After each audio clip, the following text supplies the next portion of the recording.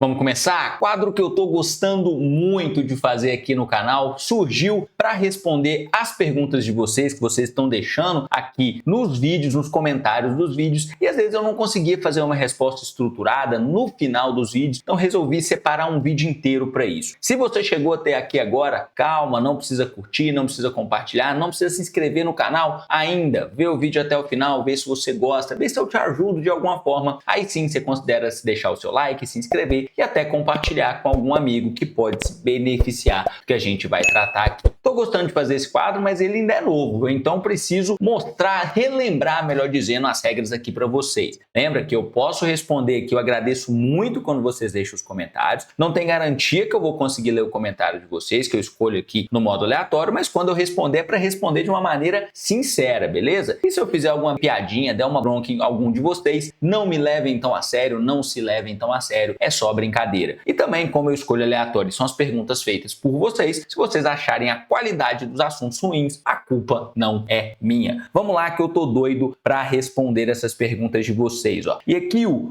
Ro6766 no vídeo sobre a reforma administrativa, né? Fala super salários, bônus, fora do teto e vedações. Ele diz: acho que o mais preocupante para as carreiras seria aquela imposição de um mínimo 20 níveis de progressão, além daquele lance de se poder ganhar no ingresso até 50% da remuneração no topo. E seria estimular os melhores profissionais se prepararem para entrar no serviço público. 6766, eu concordo com você. Eu acho que é um ponto preocupante, mas eu nesse momento não me sinto confortável de emitir qualquer opinião sobre isso. Eu reconheço o seu ponto, acho que é um ponto válido mesmo, mas eu fico pensando assim, o argumento contra isso, eu já ouvi diversas vezes pessoas falando, é que no serviço público a gente tem um problema. Estou botando entre aspas porque eu não sei, eu não tenho dados suficientes para afirmar que é um problema. Imagina carreiras no serviço público que a pessoa já chega ganhando no teto ou muito próximo do teto. E teto aqui não estou falando o teto do funcionalismo público, estou falando o teto da própria carreira. Se o nível máximo da carreira é 5 mil, às vezes se a pessoa entra ganhando 4.500, ela tem pouco espaço para crescer. Então foi para resolver esse problema. Por que eu estou falando problema entre aspas? Porque eu não tenho um comparativo, por exemplo, com a iniciativa privada. A gente começa a falar que, nossa, na iniciativa privada aquela pessoa entrou na empresa como faxineiro e saiu de lá um diretor de um departamento, olha como é que ela evoluiu tanto o salário.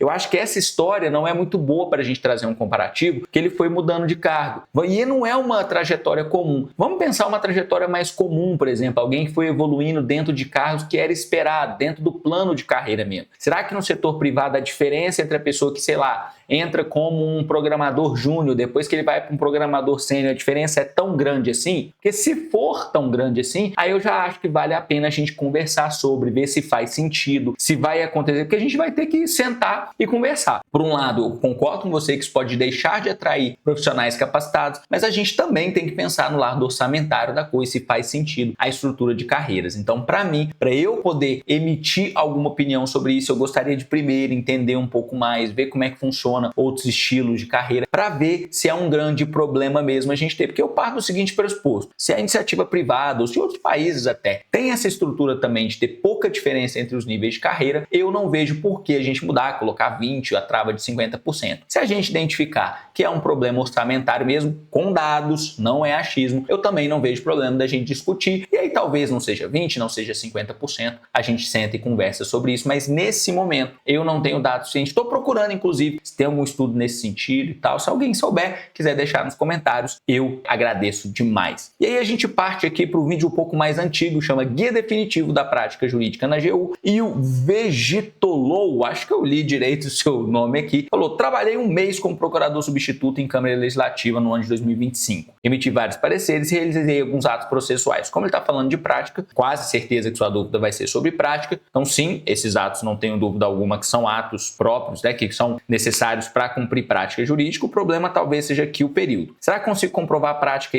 nesse ano? Em 2024 realizei atos processuais na condição de advogado, então acho que é mais fácil comprovar. Egito, cara, pra você ter uma ideia, eu diversas vezes conversei com vários alunos, eles têm ido nessa mesmo, sabe? Olha, eu até tenho a comprovação ali, mas outra é mais fácil. Eu fiz desse jeito, mas na minha época ainda podia comprovar com estágio, né, durante a graduação, então era só um documento único, Mas eu acho que eu mandei tudo, agora eu não lembro de verdade, acho que eu já devo ter falado em vídeos anteriores que eu acabei mandando só uma, mas agora eu não sei se a memória, foi tanto de falar sobre isso, a memória ficou um pouco perturbada, mas vários alunos falaram exatamente isso que você falou, eu acho mais fácil tal jeito, não comprovaria. Manda tudo, porque naquela hipótese deles encasquetarem com algum documento, manda tudo que você tem. Só toma cuidado aí com quanto tempo tem a nomeação, quanto tempo você ficou no cargo e tal, porque um mês como procurador substituto pode ser um pouco difícil, até porque mesmo que fosse o ano de 2025 todo, você tem que ter um período superior a isso, que o concurso da AGU exige prática de 2 anos. E aí, em um outro vídeo desse sobre respostas sinceras para dúvidas reais, o Guilherme Lopes falou assim,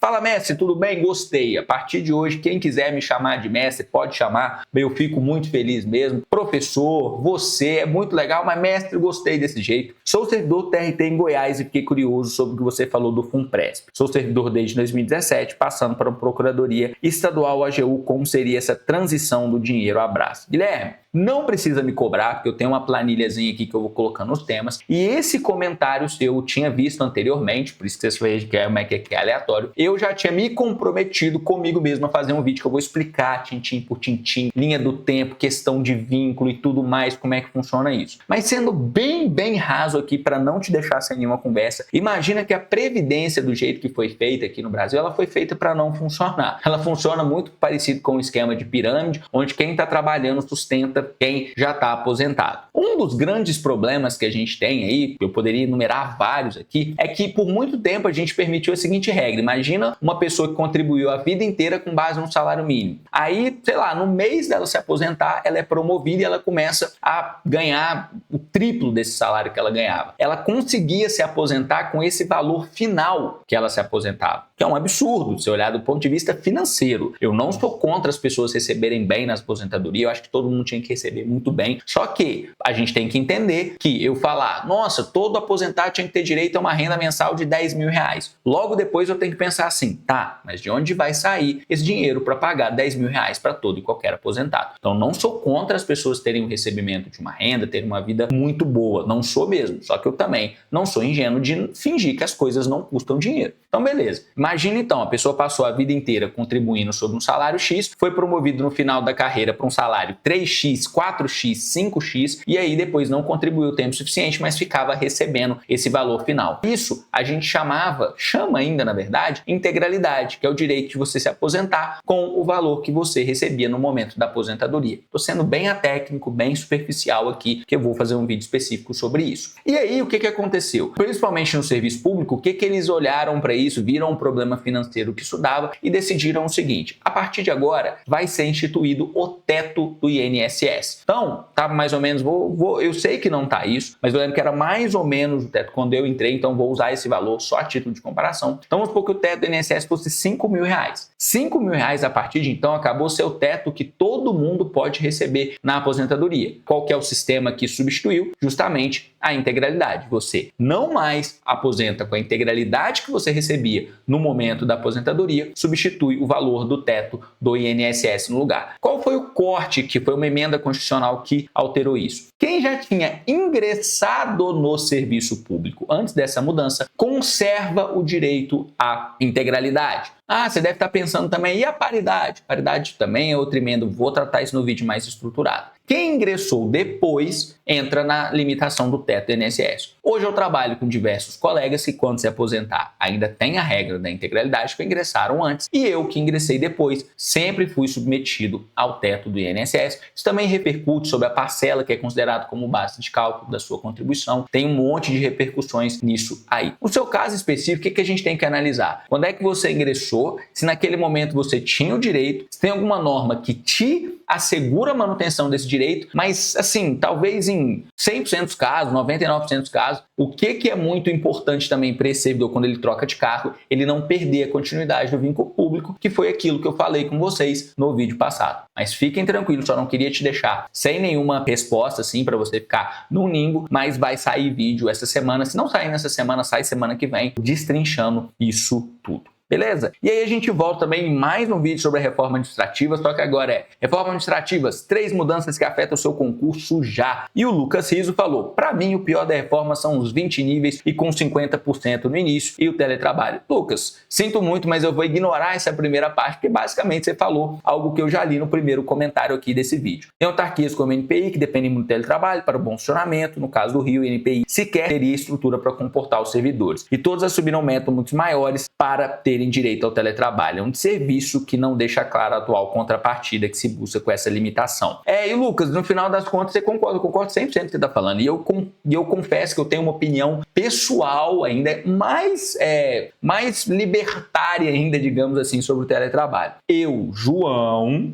prefiro que nem a AGU, por exemplo, a cúpula da AGU determine o teletrabalho dentro da minha unidade. Vamos explicar melhor. Hoje eu sou procurador-chefe substituto junto à Universidade Federal de Goiás. Então, a rigor, eu nem tenho minha unidade, né? Porque temos a procuradora-chefe lá e esses assuntos, na minha visão, deveriam passar por ela. Para mim, não é advogado-geral da União, não é o procurador-geral federal, que hoje é uma mulher, na verdade, né, a procuradora-geral federal, não é o subprocurador-geral federal, não é o chefe do consultivo, não é ninguém dentro da AGU que entende melhor sobre o funcionamento da procuradoria do que as pessoas que estão lá dentro. E hoje é a nossa procuradora-chefe, que também é uma excelente pessoa em gestão, já foi até premiada por isso. Então, para mim, não faz sentido a gente pegar um órgão de cúpula que tem uma visão, claro, tem uma visão geral da Advocacia Geral da União, da AGU como um todo, que nós não temos, mas para mim teletrabalho é assunto, afeta cada unidade. A gente sabe qual é a necessidade do nosso órgão, onde dá para a gente ir ou não com o teletrabalho. Então, para mim, dentro da Procuradoria Federal, junto à Universidade Federal de Goiás, deveria ser um ato da procuradora-chefe. Quando a gente sai a